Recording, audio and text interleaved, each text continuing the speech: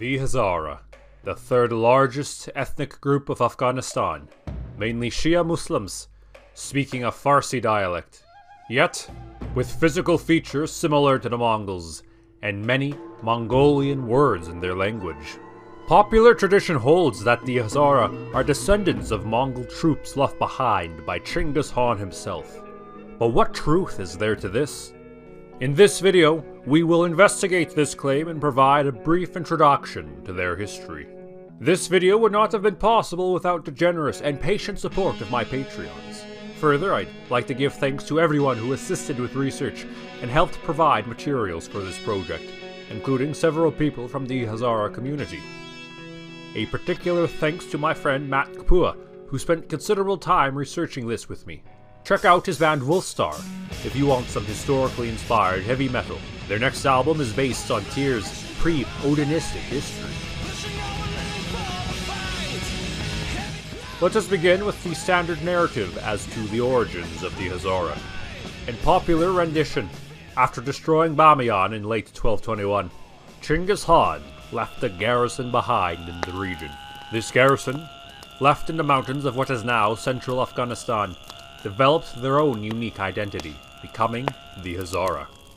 Hazara in Farsi means 1000, and one of the Mongol army units was the Mingan, or 1000. Perfect! What's not to like? Well, the problem is that it's wrong. Chinggis Khan did destroy Bamiyan in 1221, but as we have covered previously, he did not linger. Bamiyan was a target en route to defeat the Khwarezmian prince Jalal al-Din Mingburnu. Jalal al-Din had just defeated a Mongolian force at Parvan, and in reaction Chinggis Khan brought the full might of his army against Jalal al-Din, lest he undo the last year of conquests. Chinggis Khan spent a large portion of 1222 in Afghanistan, sending forces to pursue Jalal al-Din in India, while he personally campaigned against local resistance. And it was somewhere in the western edge of the Hindu Kush, possibly in the modern Hazarajat, where he met the Taoist master Chuji. Certainly, there would have been Mongolian intermixing with the local population, but the medieval sources do not indicate he left a garrison behind. Khorasan, as the region was generally known, was left largely a ruinous buffer state when the Mongols began to withdraw at the end of 1222. Furthermore, Chinggis Khan did not appoint Mongols for garrison duty. This was a job for subject peoples, not Mongol horsemen. So where comes this notion that Chinggis Khan appointed the garrison that became the Hazara? It's rather simple. In the following centuries, emerging peoples and dynasties across Eurasia traced their lineage back to him, his sons, or his personal troops and commanders for legitimacy, Emir Timur among the most famous of these. It also stems from the common misconception that Chinggis Khan did all the conquering of the Mongol Empire, when it actually continued to expand for decades after his death. We can therefore point to likelier sources for the Mongol-Hazara connection. Afghanistan and the Hazarajat was incorporated into the Mongol Empire in the 1230s and 40s by the generals Dair and Munggedu during Chormakun's march against Jalal al-Din. Under Chormakun, most of Iran and the Caucasus came under Mongol control. Unlike Chinggis Khan, who spent only months in the region, Dair and Munggedu spent several years subjugating eastern Iran, Afghanistan, and what is now modern Pakistan. Much more time for Mongolian genetics to enter the local population. Further connection comes after 1260. While I have not covered it on this channel, I have written on it in these videos with kings and generals. In the 1250s came the third great wave of Mongol troops into Iran, under Hulagu Khan, soon followed by the breakup of the Mongol Empire into 4 independent Khanates, Hulagu founding the Il Khanate. Hulagu was quickly at war with his cousin to the north, Berka Khan of the Golden Horde. With the outbreak of war, the Jurchid troops who had accompanied Hulagu on the campaign fled under their commander, Neguder, to Afghanistan. These troops, called Neguderis or Karaunas, became a third party in the region, acting as raiders independently attacking the Ilkhanate and India. In the 1290s, coming under the control of the Chagatai Khans. In the mid-14th century, some of their members ruled in the divided Chagatai Khanate and Delhi Sultanate. The Amir Kazagan was a Neguderi, and Ghiyath al-Din Tughlaq, founder of Delhi's Tughlaq dynasty, may have been of Neguderi extract. Neguderi territory was still eastern Khorasan, that is, Afghanistan, and I believe it is this extended Mongolian presence which provides the most likely origins for the Hazara. It's important to note that this was not a purely Mongolian extract, as mid-13th century Mongol armies were a mix of Mongols, various Turkic tribes, and other ethnicities, and in the case of the Neguderis, they mixed with the local Farsi-speaking population. The 13th century was hardly the final movement of Turco-Mongolian peoples. Afghanistan and the surrounding regions were long incorporated into the Timurid Empire. Timur's fourth son, Shah Rukh, ruled from Herat until his death in 1447. So, rather than a specific garrison left behind by Chinggis Khan, we instead find the origins of the Hazara to be more likely waves of Turco-Mongolian troops over the 13th and 14th centuries, immigrating into the pastures in the mountains of the Hindu Kush to escape the summer heat, gradually mixing with the local Farsi-speaking Muslim populations and becoming what was later known as the Hazara. Lacking written histories, Hazara oral traditions, when they do discuss their origins, do often connect them to the Mongols.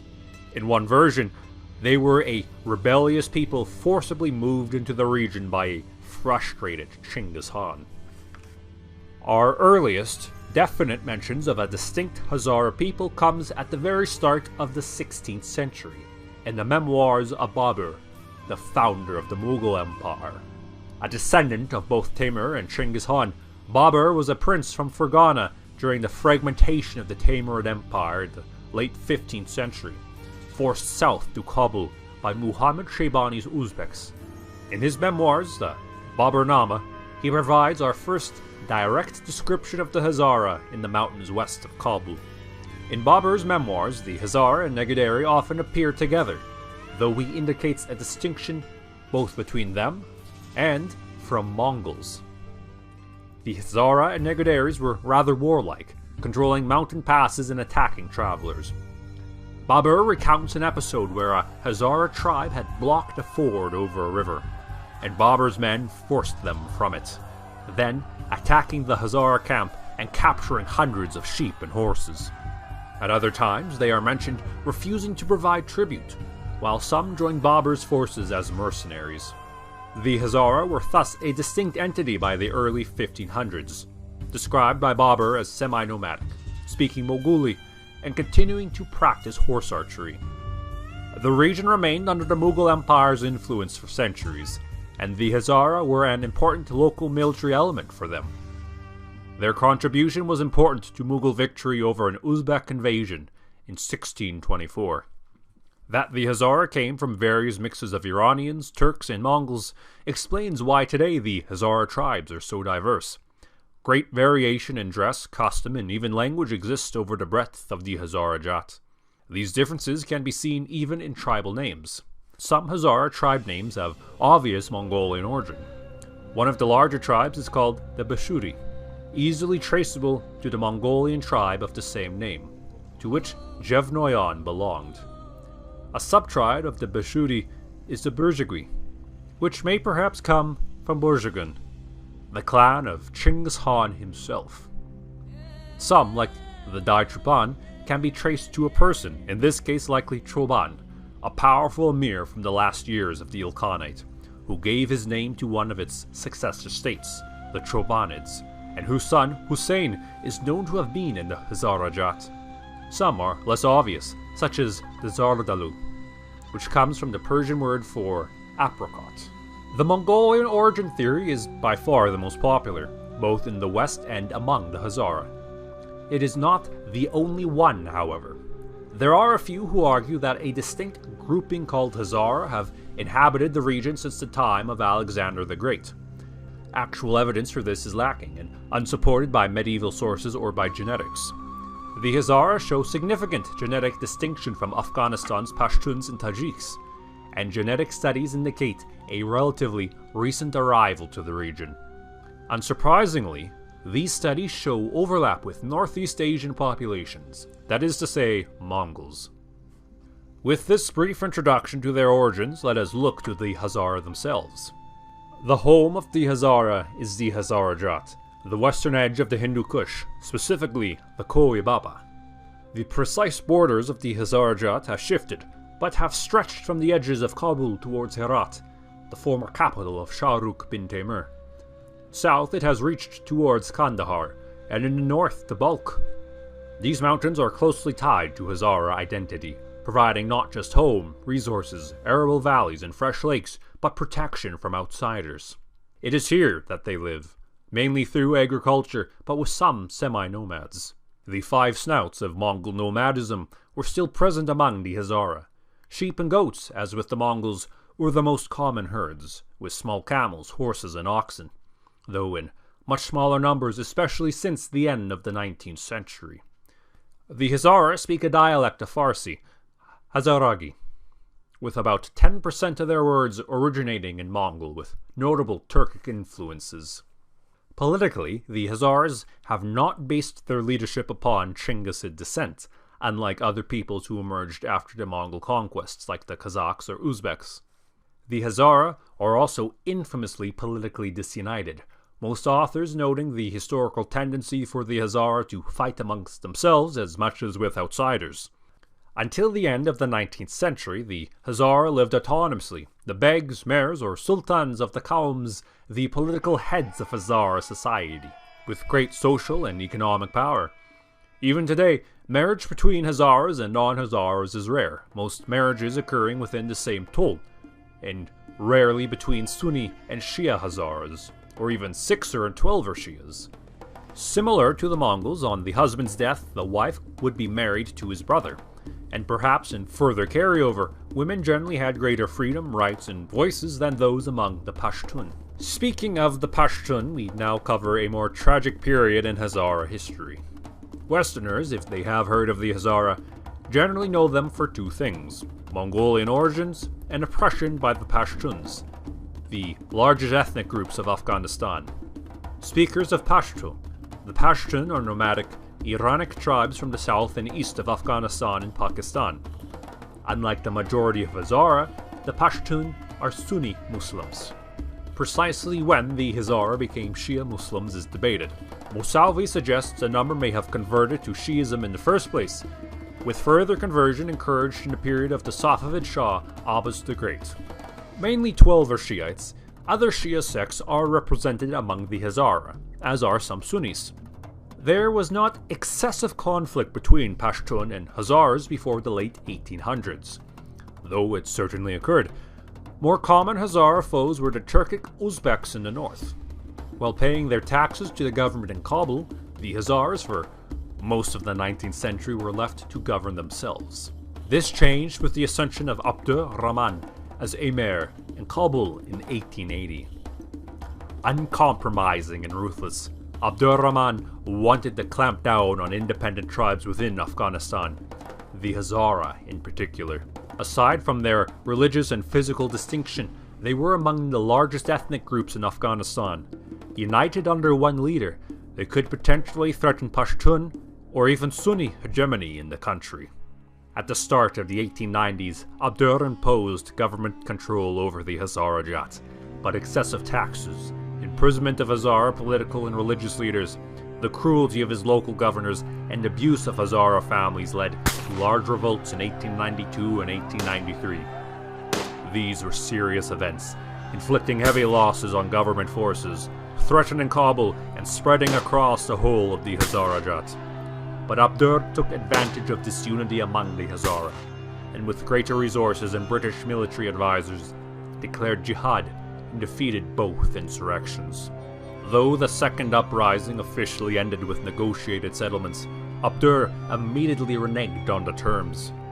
Hazara leaders were imprisoned and exiled, heavy taxes continued, thousands of Hazara men, women, and children were sold into slavery, and many more forced from their lands. turning their valuable arable land into grazing for Pashtun nomads. Much of the Hazara Jat was lost in this way, and many Hazara fled Afghanistan altogether, to Iran and what is now Pakistan. Mousavi suggests over half of the Hazara population was killed or displaced in this manner. I prefer not to talk about modern politics on this channel. There are many people far more knowledgeable on this than you can find on YouTube. But we'll give a brief note on further events. The loss of so much of their lands, people, and existing local industry in the 1890s proved to be a significant blow the Hazara have struggled to recover from. Abdur Rahman's successors generally did not actively try to destroy the Hazara, though over the 20th century the Hazara Jat remained economically undeveloped, the government in Kabul ignoring the infrastructure needs of the Hazara. Like the rest of Afghanistan's population, they suffered in the turmoil following a series of coups and the Soviet invasion in the 1970s, even experiencing their own civil conflict in the 1980s. In the late 1990s, the Hazara were targeted in their thousands by the Taliban. Bamiyan, a center of Hazara culture, once annihilated by Chinggis Khan, was once more a particular target. In addition to the terrible slaughter in the region, it was there that the huge standing Buddha statues, adopted into Hazara folklore, were destroyed in 2001. Built over 1500 years ago, Chinggis Khan himself likely looked upon them with a grudging respect. The Taliban also banned Hazara festivals like the Persian New Year, cultural acts, and greatly restricted the rights of Hazara women. The situation improved with the fall of the Taliban, and for the first time Hazara had a real role in Afghanistan's government, with Hazara top ministers and even vice presidents.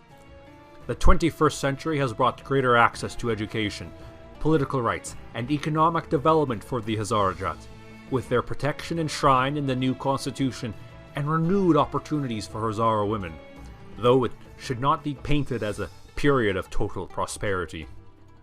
Everyday societal and institutional persecution is ongoing.